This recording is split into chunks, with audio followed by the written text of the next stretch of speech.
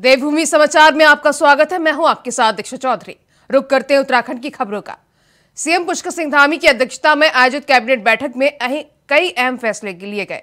उत्तराखंड में सरकारी भूमि पर अतिक्रमण करने की सख्त सजा का प्रावधान किया गया। शुक्रवार को आयोजित कैबिनेट मीटिंग में सरकारी भूमि अतिक्रमण के खिलाफ अध्यादेश लाया गया। इसके तहत सरकारी भूमि पर अतिक्रमण करने वाले पर न्यूनतम 7 वर्ष तक की सजा का प्रावधान किया गया, जबकि अधिकतम 10 वर्ष की सजा का प्रावधान भी है।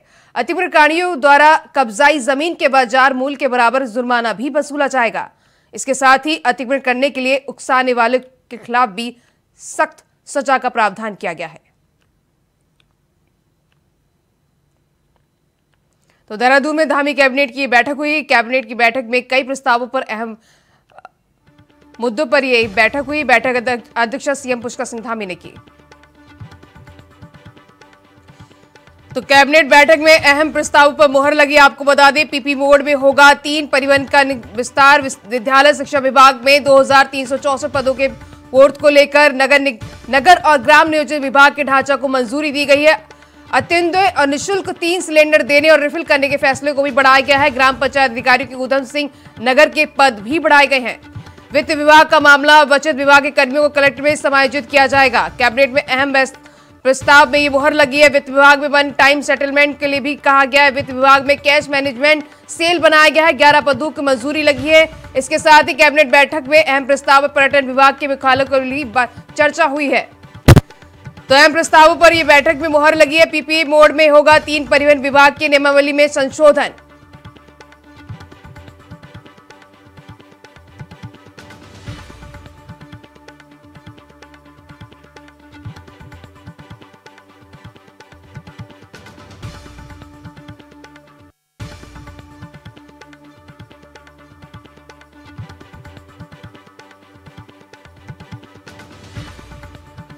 मोहर लगी है। वित्त विभाग में कैश मैनेजमेंट सेल बनाया गया है। 11 पदों को मंजूरी दी गई है। पर्यटन विभाग के पटेल नगर मुख्यालय में अब बिजनेस होटल बनेगा।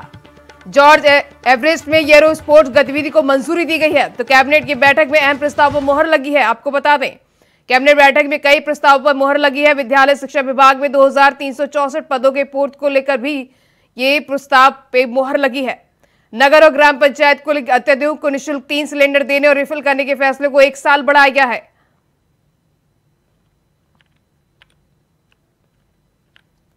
वहीं प्रदेश में साल 2024 में होने जा रहे 38वें राष्ट्रीय खेलों का आयोजन 7 स्थानों पर किया जाएगा। इसमें देहरादून, ऋषिकेश, हरिद्वार, हल्द्वानी, नैनीताल, रुद्रपुर और गुलरभोज शामिल है। मुख्यमंत्री पुष्कर सिंह धामी ने खेलों के आयोजन से संबंधित व्यवस्था और जरूरतों को पूरा करने के लिए उच्चाधिकारी प्राप्त समिति गठन करने के निर्देश दिए।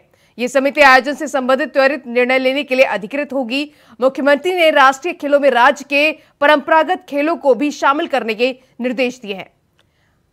तो उत्तराखंड में 38वें राष्ट्रीय खेलों का आयोजन किया जाएगा, जिसमें 7 जगहों पर यह कार्यक्रम का आयोजन किया जाएगा। इसको लेकर मुख्यमंत्री पुष्कर सिंह धामी ने उच्च स्तरीय बैठक की। इसके दौरान उन्होंने बैठक में कई दिशा निर्देश भी दिए। इस दौरान उन्होंने बताया कि आयोजन से संबंधित त्वरित निर्णय के लिए यह अधिकृत होगी।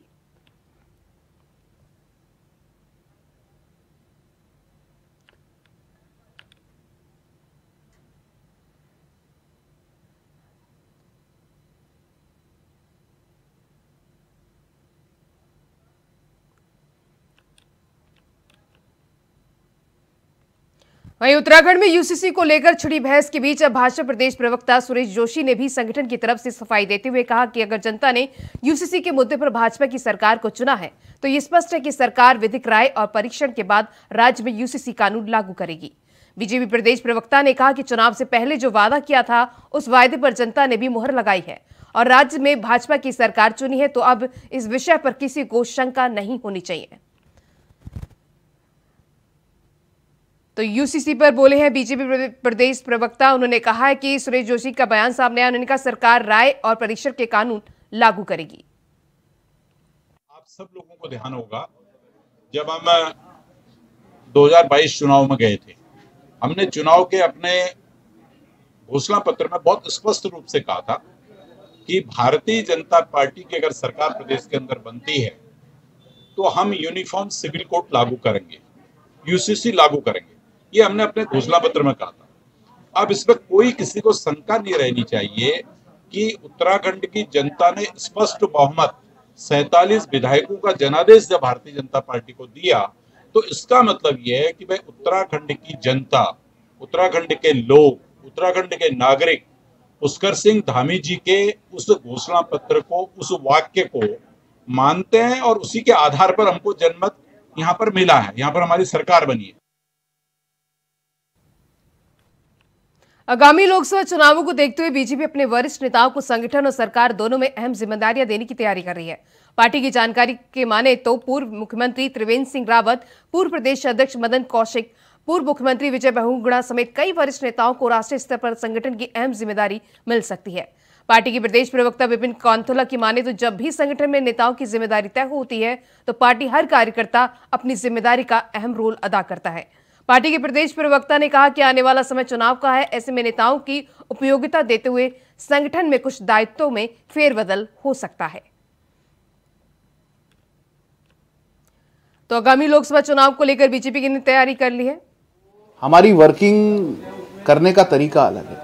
भारतीय जनता पार्टी को जब जब लगता है कि किसी कार्यकर्ता को, किसी नेता को पार्टी के संगठन में रहकर के काम करना है तो उनको पार्टी का काम दिया जाता है।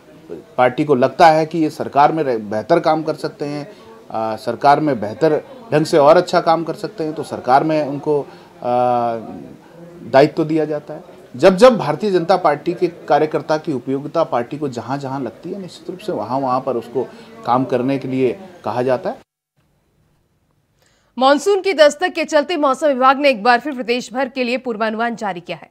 मौसम विभाग के मुताबिक आने वाले 2 से 4 दिनों तक मैदान से लेकर पहाड़ तक भारी बारिश को देखने को मिल सकती है।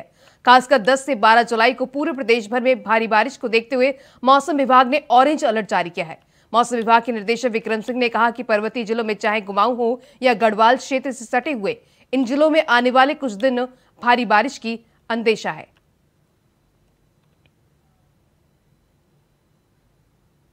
मौसम की बात करें, आज 7 जुलाई है और मैं कहूँगा कि 7 जुलाई से लेकर 13 जुलाई तक की अगर बात करें, करीब करीब 7 से 8 दिन हो गए, तो इसमें अच्छी बारिश प्रदेश में रहने वाली है। और अभी देख ही रहे हैं कि 2-3 दिन से भी अच्छी बारिश मिल ही रही थी और आगे भी जो ये चीज़ें जो कंटिन्यू करने वाली है। और फिर इसमें जो इंटेंसिटी वाइज अगर मैं बात करूं तो 9 तारीख से और भी इसमें बढ़ोतरी होगी। 10, 11, 12 की 13 की बात करें तो काफ़ी अच्छी रेंज जो है, हैवी, वेरी हैवी रेंज जो है, मैं कहूँगा कि जो है कुछ जगहों तक में जो है 10 से लेकर 12 तक के बीच की बात करें तो कुछ जगहों तक में हैवी, वेरी हैवी रेंज जो आपको प्रदेश में देखने को मिलेगी। उत्तराखंड में 4 दिन भारी बारिश के आसार है, जिसके चलते प्रदेश आपदा प्रबंधन को अलर्ट मोड पर रखा गया है। उत्तराखंड के कई इलाकों में भारी बारिश होने के कारण भूस्खलन से कई रास्ते बाधित हो चुके हैं। साथ ही पहाड़ों से हो रही तेज बारिश के कारण उत्तराखंड के समस्त नाले और नदियां उफान पर नजर आ रही हैं। हमारे पास डिस्ट्रिक्ट से लगातार हम लोग यहाँ से अपडेट लेते रह रहे हैं। सुबह शाम हमारे यहाँ से रिपोर्ट भी जारी होती है, जो भी IMD का जो भी रिपोर्ट होता है उसको हम शेयर करते हैं। उसके अलावा जो हमारे पास आज की जो हमारे पास रिपोर्ट आई है उसमें धारचूला में एक जगह ज़्यादा पानी आने की वजह से एक ट्राली, जो आवागमन के लिए ट्राली होती है, उसके क्षतिग्रस्त होने की हमारे पास सूचना है। तो हमारा एक दल उसके निरीक्षण के लिए वहाँ पे निकल चुका है। मसूरी में एक बार फिर खबर का असर हुआ है। मसूरी की बूचड़ खाने में प्राकृतिक नाला बंद होने के बाद लोगों के घर बरसात का पानी घुसने के बाद लोगों को दिक्कतें हो रही थी। इस खबर को इंडिया वॉइस ने प्रमुखता से दिखाया, जिस पर SDM नंदन कुमार ने संज्ञान लेते हुए नगर पालिका, आदिवासी अधिकारी और स्वास्थ्य विभाग के अधिकारियों के साथ बूचड़ खाने क्षेत्र का स्थलीय निरीक्षण किया और क्षेत्र की जनता की समस्याओं को जाना और नालों का निरीक्षण किया, जहां नाले में जाले में गंदगी फंसी मिलने पर नाराजगी जताई। अब आए थे, उन्होंने हमें पूरा आश्वासन दिया है कि हमने उनसे मांग ये की थी कि इन जालों को हटाया जाए। उन्होंने कहा है अभी कुछ दिन और देखते हैं, उसके बाद अगर कोई तुम्हें दिक्कत आई तो जाल हटा दी जाएंगे। उन्होंने हमें पूरी तरीके से आश्वस्त कर दिया है। अब देखते हैं बारिश में क्या रिजल्ट आता है फिर दोबारा उनके पास जाए। अभी एसडीएम सर ने और ईओ साहब ने निरीक्षण किया है, पूरा निरीक्षण किया गया है। वो जो प्रॉब्लम आ रही है, जो कैंट से कूड़ा आता है, वो हमारे नगर पालिका की जो जाल लगे हुए हैं उसमें फंस जाता है। समय समय पर हमारे कर्मचारी सफाई करते हैं, लेकिन जैसे ही सुबह बारिश हुई तो वो मलबा इतनी तेजी से आया कि वो वहाँ अटक गया। उसने पानी ने जो दूसरा फ्लो लिया है उसकी वजह से वहाँ पर पानी गिरा है। लेकिन एसडीएम साहब ने हमें आश्वासन दिया है और हमारे ईओ साहब भी कि ये साफ हो जाएगा और कैंटोनमेंट बोर्ड से भी बात होगी कि वो अपने भी वहाँ पर कर्मचारी लगाए ताकि जैसे ही बारिश आए वहाँ से सफाई हो और पानी। इसमें जो नाला ही आ रहा है बुचड़ खाने में, इसमें ऊपर से कैंटोनमेंट बोर्ड और नगर पालिका की सीमा से स्टार्ट होता है। तो लोगों को देखा जा रहा है प्राय के नालों में लोगों द्वारा गद्दे गुद्दे और घर के सारा कूड़ा कबाड़ डाला जा रहा है, जो आगे जाके हमारे जालों में फंस जा रहा है। कल भी ऐसी हुआ, एक बरसात आई तो कुछ कबाड़ और मलबा फंस गया, उससे पानी ओवरफ्लो होकर लोगों के घर पे आ गया। उसका हमने निस्तारण करा दिया। कैंट को कह दिया गया है कि समय समय पर सफाई करें। जो क्षेत्र है इसमें नाला जो है कैंट एरिया से होता हुआ नगर पालिका क्षेत्र में आ रहा है और नाले में जैसा भी मैंने देखा है कई जगहों पे जाले लगे हुए हैं। तो उसके कारण ये है कि अगर कैंट जो है उसको क्लीन नहीं करेगी तो वो चौक होगा नीचे भी। तो इसमें पूरा निरीक्षण किया गया है। कैंट और नगर पालिका को दोनों को डायरेक्शन दिए गए हैं कि तत्काल जो है सारे नाले की सफाई हो, जालियों की सफाई हो और पीरियडिकली, क्योंकि मानसून का टाइम है तो हर दिन हर दूसरे दिन इसकी सफाई होती है। सितारगंज में चंद घंटों की बारिश ने हर जगह पानी भर दिया। वहीं उप जिलाधिकारी कार्यालय हो या फिर सामुदायिक स्वास्थ्य केंद्र सितारगंज, पूरे शहर में की सड़कें तालाब में तब्दील हो गई, जिससे लोगों का जनजीवन अस्त व्यस्त हो गया। वहीं स्थानीय प्रशासन ने नदी किनारे बसे लोगों को आश्रय स्थल पर शिफ्ट होने के लिए नोटिस जारी कर दिया है ताकि कोई अनहोनी घटना ना घट सके। वहां सितारगंज क्षेत्र की नदी नालों की बात की जाए तो पहाड़ पर हो रही बरसात के बाद नदी नाले उफान पर आने लगे हैं। वहीं सितारगंज शहर में हर जगह पानी पानी नजर आ रहा है, जिससे स्थानीय प्रशासन की मुश्किलें बढ़ सकती हैं।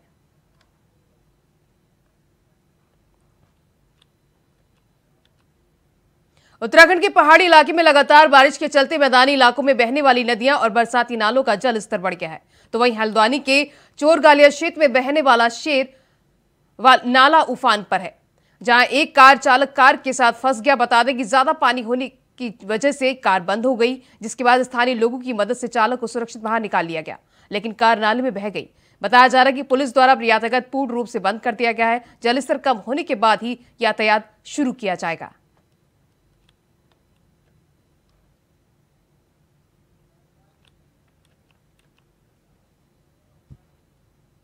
पिथौरागढ़ की तहसील धारचूला के कालिका के पास भारी भूस्खलन का एक वीडियो सामने आया है, जिसमें देखा जा सकता है कि भूस्खलन के कारण एक बार फिर से चीन सीमा से उत्तराखंड का संपर्क टूट गया है। भूमि कटाव के कारण बलवा कोट जारी 11वां केवी लाइन का पोल गिर गया। फिलहाल कार्यदायी संस्था की तरफ से सड़क को खोलने का काम किया जा रहा है।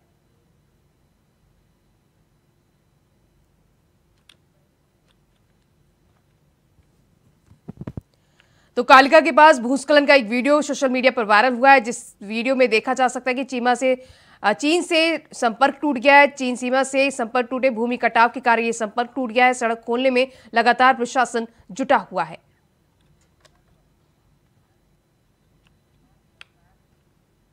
बरसात का सीजन आते ही बीमारियां भी पैर पसारना शुरू कर देती हैं। इसमें सबसे ज्यादा जोखिम डेंगू से होता है, जिसकी रोकथाम के लिए स्वास्थ्य विभाग हर साल लाखों रुपए प्रचार प्रसार में खर्च कर देता है। उत्तराखंड में मानसून सीजन लग चुका है। उत्तर प्रदेश के कई हिस्सों में लगातार बारिश भी हो रही है। ऐसे में सबसे ज्यादा खतरा डेंगू का है। उत्तराखंड स्वास्थ्य विभाग ने प्रदेश के सभी जिलाधिकारी को डेंगू की रोकथाम के लिए एडवाइजरी जारी कर दी है। सभी जिलाधिकारी को निर्देशित किया गया है कि साथ ही सभी एसडीएम को जिला अस्पतालों में निरीक्षण के लिए भी भेज दिया गया है।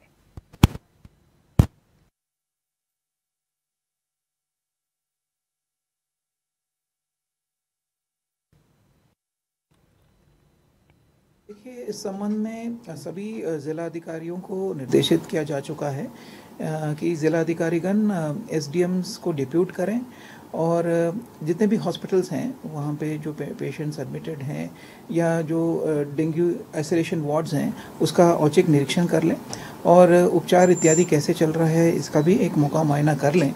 इसके साथ साथ स्वास्थ्य विभाग, नगर निगम और ज़िला प्रशासन को निर्देशित कर दिए गए हैं कि वो संयुक्त रूप से अभियान चलाएं और ऐसी जगह जहां पे मस्कीटो लार्वे पनपने की जो है संभावनाएं रहती हैं उनका चयन कर ले और जहां वाटर एक्यूमुलेट हुआ है उसको उन सोर्सेस को नष्ट कर। श्रीनगर में एएनआईपी यानी न्यू एजुकेशन पॉलिसी के तहत गढ़वाल केंद्रीय विश्वविद्यालय के सिलेबस में बदलाव हुआ है, जहां अब 2 कोर कोर्स जोड़े गए हैं। आपको बता दें कि विज्ञान वर्ग के लिए इंटरडिसिप्लिनरी कोर्स और मानवकों के लिए मल्टीडिसिप्लिनरी कोर्स शामिल किए गए हैं, जिससे अब छात्र अपने पसंद के सब्जेक्ट भी मुख्य पाठ्यक्रम के साथ पढ़ सकते हैं।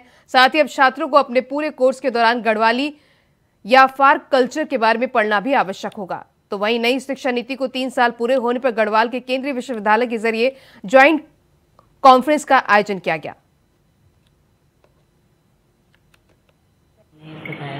ज़्यादातर सभी क्षेत्रों में इसकी संभावनाएं हैं, लेकिन कुछ क्षेत्र ऐसे हैं जो ज़्यादा इसमें कारगर सिद्ध हो सकते हैं। और चूँकि इस समय जैसे भारत की ओर सारी विश्व की निगाहें हैं, भारत धीरे धीरे चीन का स्थान लेता जा रहा है एक मैन्युफैक्चरिंग हब बनने के लिए। तो जब मैन्युफैक्चरिंग हब अगर हम बन जाएंगे हर चीज़ का, तो हमारे युवाओं को बहुत सारी भाषाओं की जानकारी भी होनी चाहिए। तो सबसे पहले तो भाषा के क्षेत्र में कुशलता प्राप्त करने पर जो जॉब है वो उनको आसानी से मिलेंगे। इसके अलावा कोई ना कोई स्किल उनको आने।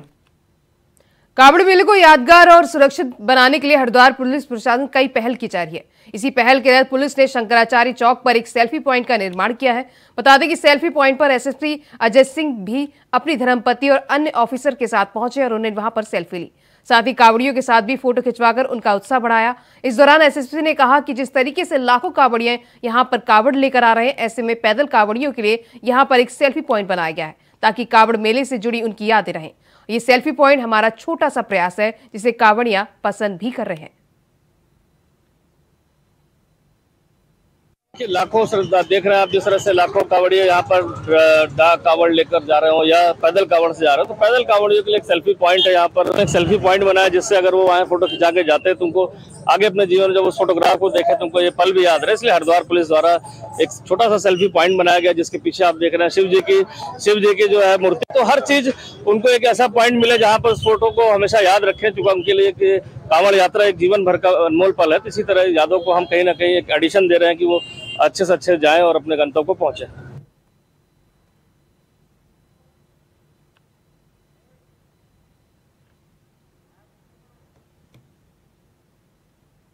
ऊधम सिंह नगर के काशीपुर बाजपुर स्थित नगर पंचायत सुल्तानपुर पट्टी में भारी बारिश से जहां एक ओर जनजीवन अस्त व्यस्त हो गया, वहीं सुल्तानपुर पट्टी के पास कोसी पुल से पहले बाजपुर को जारी रेलवे ट्रैक की मिट्टी अचानक बहने लगी।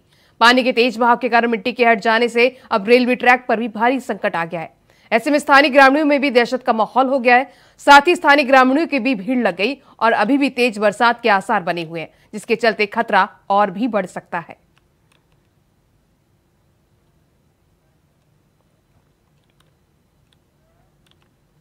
खबर हरिद्वार से, जहां कावड़ मेले के चलते खाद्य सुरक्षा विभाग अलर्ट मोड पर है। आज सुबह खाद्य सुरक्षा विभाग की टीम ने करीब 8 कुंटल मिलावटी पनीर पकड़ा है। बता दें कि अधिकारियों को कावड़ मेले और पहाड़ी जिलों में सप्लाई देने होने के लिए पनीर ले जाने की सूचना मिली थी, जिसके बाद सुबह 4 बजे शांति कुंज के पास हरिद्वार जिले की बॉर्डर पर अधिकारियों ने सहारनपुर जिले से आ रही गाड़ी को रोका। गाड़ी में 8 ट्रकों में पनीर भरा हुआ था। साथ ही डिप्टी कमिश्नर के नेतृत्व में पहुंची खाद्य सुरक्षा विभाग की टीम ने मोबाइल टेस्टिंग वैन से पनीर की जांच की तो पनीर मिलावटी पाया गया, जिसके बाद अधिकारियों ने पनीर का सैंपल लैब में भेजा और पनीर को नष्ट कर दिया।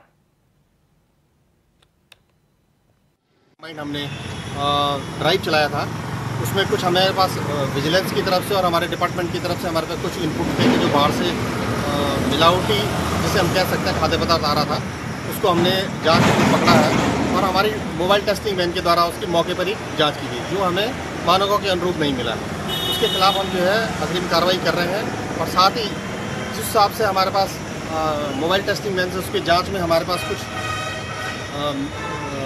तथ्य संज्ञान में आए हैं, उसके आधार पर आज हम इसको यहीं पे मौके पे ही इसको सारा नष्ट करवा रहे हैं। कोटद्वार से लगे पहाड़ी क्षेत्र में पिछले 12 घंटों से लगातार मूसलाधार बारिश हो रही है, जहां सावन माह में पहाड़ में मूसलाधार बारिश से तराई क्षेत्र में नदियां उफान पर हैं। आपको बता दें कि कोटद्वार में पड़ने वाले माला नदी, खो नदी उफान पर बह रही है, तो वहीं नगर निगम क्षेत्र के रिहायशी इलाकों में बहने वाली पनियाली, गदेरा और गवई क्षेत्र खतरे के निशान से ऊपर बह रही है, जिससे निचले रिहायशी इलाकों में पनियाली, गदेरा का पानी आने से जल भराव और कटाव होने की समस्या हो गई है। साथ ही स्थानीय लोगों का कहना है कि नदी में पानी का जलस्तर बढ़ने से पानी घरों में आ रहा है, कहीं आने जाने में भी काफी दिक्कतों का सामना करना पड़ रहा है।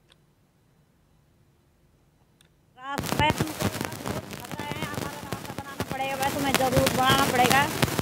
ऐसा नहीं कि कुछ नहीं हो गया, हम लोग बहुत मुसीबत रहे हैं, ठीक है, नहीं तो गया हम लोग तो कहीं भी। बारिश होती है, अब क्या करें, अभी स्त्री सरकार ने जो है आधा काम छोड़ के ठेका लोग जो चले गए हैं। अब जिसके वजह से जलस्तर पानी का बढ़ता जा रहा है, नदी का कटाव ये गाँव की तरफ ज़्यादा बढ़ता जा रहा है, इसलिए काफ़ी खतरे का सामना करना पड़ रहा है। रास्ता नहीं है हमारे पास, अगर कोई समस्या होती है, कोई घर का कार्यक्रम होता है, उसमें आने जाने के लिए मेहमान भी आते हुए डर रहे हैं। अरे स्कूल के बच्चों को स्कूल भेजते हुए भी परेशानी है, रात को अब आना जाना पड़ता है बाजार की तरफ से, तो इस रास्ते जाने भी मुश्किल पड़ जाता है। पिछले 48 घंटों में भारी बारिश के दौरान देहरादून और हरिद्वार में जलभराव होने पर कांग्रेस ने इसे राजनीतिक मुद्दा बना दिया है। बता दी, कांग्रेस के मुख्य प्रदेश प्रवक्ता गरिमा दसौनी ने कहा कि शहरों में नगर निगम के द्वारा जो ड्रेनेज सिस्टम बनाया गया था वो फेल हो चुका है। स्मार्ट सिटी के नाम पर आधे अधूरे काम किए गए हैं। साथ ही कांग्रेस की मुख्य प्रवक्ता ने कहा कि वह ये सत्तासीन सरकार का सबसे बड़ा फेलियर है। करोड़ों रुपए खर्च होने के बाद भी